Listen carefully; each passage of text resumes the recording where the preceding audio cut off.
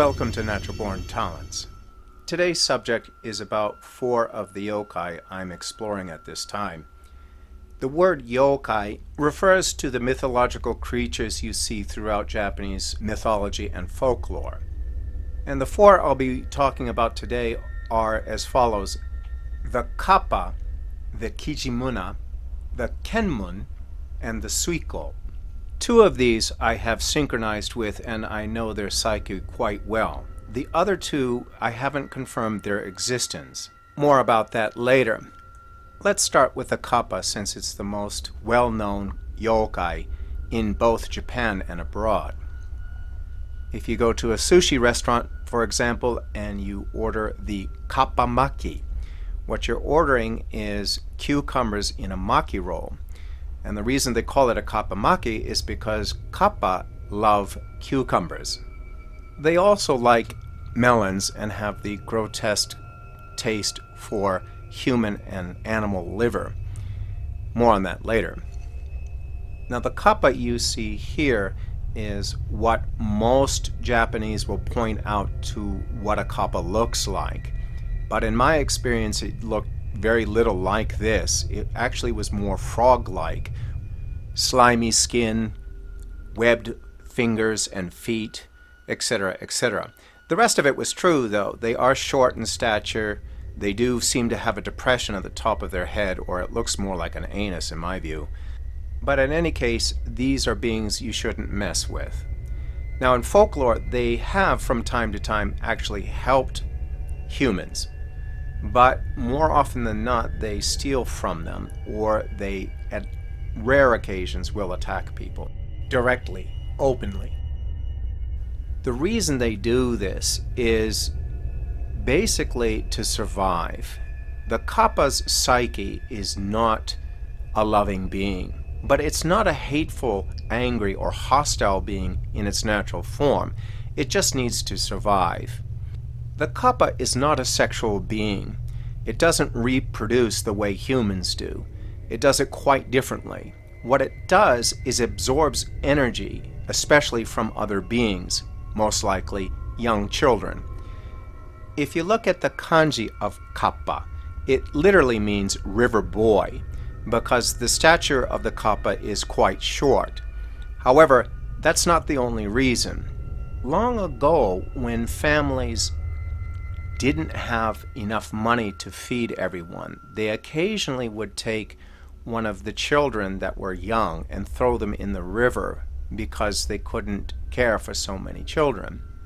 And the Kappa would happily take their energy, the life force, from the discarded child and create their own child from that. That's why sometimes Kappa also refers to children thrown into the river children. However, there are very few Japanese in modern society who know this. That's one of the hush-hush secrets of Japan, and there are many. But moving on, the Kappa is highly intelligent. It's more like an alien gray in its intellect, logical, linear thinking. It has absolutely no emotions. It does not love, it does not hate, it does not get angry. It just exists. Yet it's highly intelligent, but without the need of technology. It much prefers its natural home in the marsh, the lake, or sometimes a river. The Kappa has a lot of strange abilities. It knows telepathy. It knows what people are thinking. So when it finds a weak boy or girl that happens to wander near a marsh or a lake where it resides, that's usually when they'll target their next victim. They don't go looking for targets. They don't go looking for people who are strong-willed because they instinctively know they cannot control them or use them. They also know weak-willed individuals will be happy to become a Kappa. This is often the case. In my personal experience with a Kappa, I was playing with my son and he was playing with another boy a Kappa was targeting. So when I started to play with my son and the boy, I started to get this awful searing headache.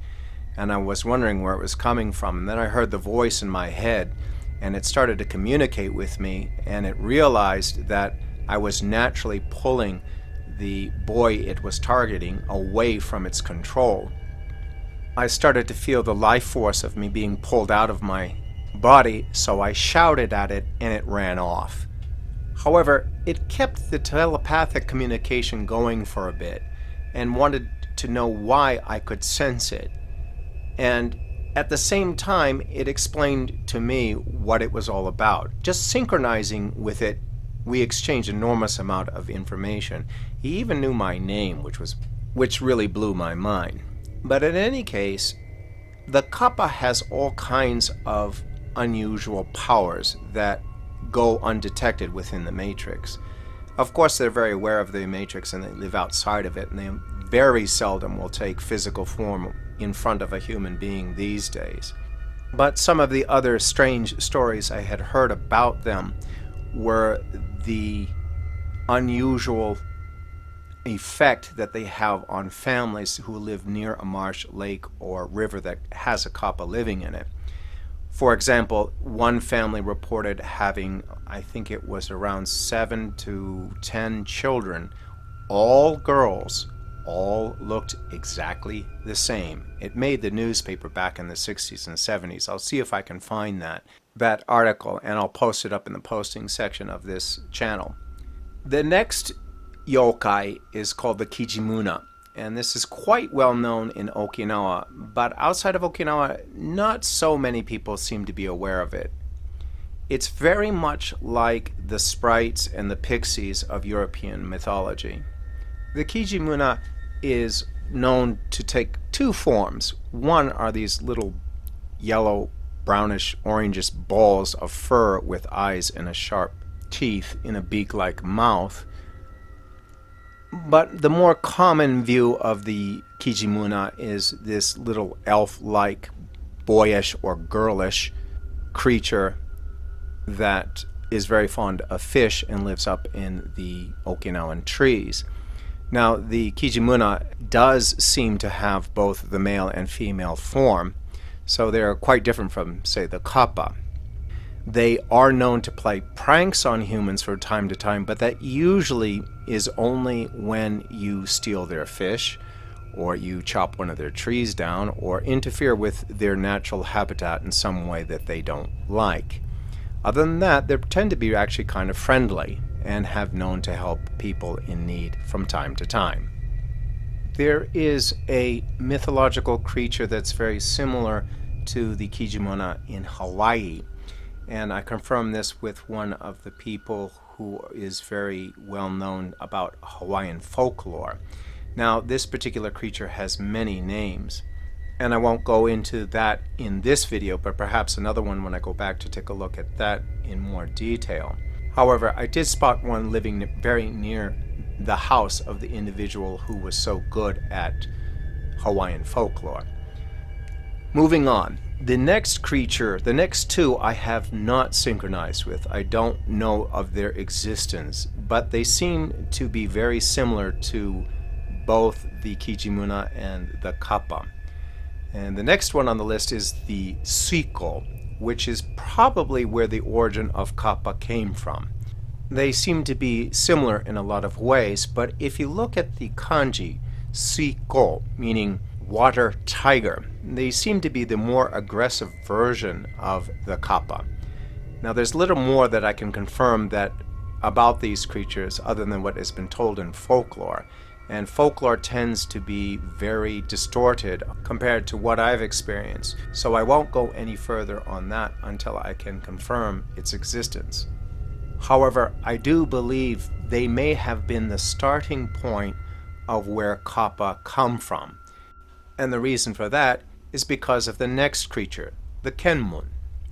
The Kenmun lives between Okinawa and mainland Japan, Kagoshima in Kyushu. It lives on an island called Amami Island.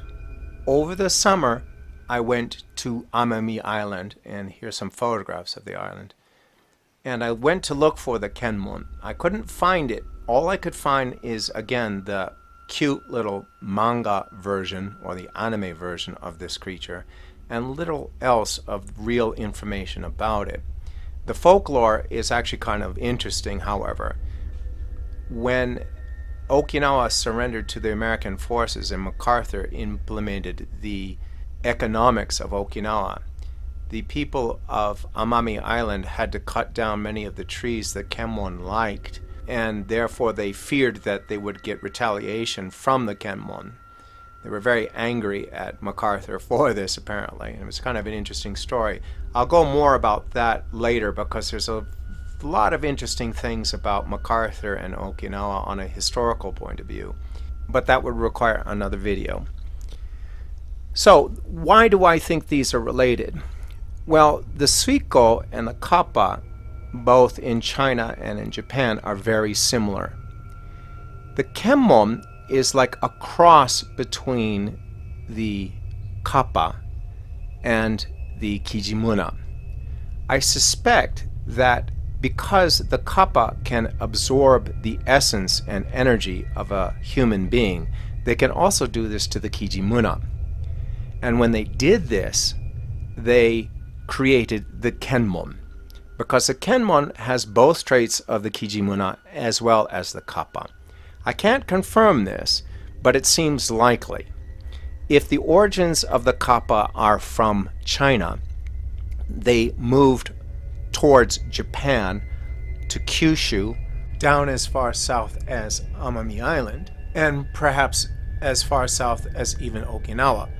However, the Kappa is more well known in mainland Japan as opposed to Okinawa. Along the way, they probably absorbed a lot of beings' energy and created all kinds of things. However, when the Japanese were discarding unwanted children in the river, this was like food to them. So they probably practiced less of attacking other creatures other than humans, because they now found an easy source of spiritual energy they could reproduce with.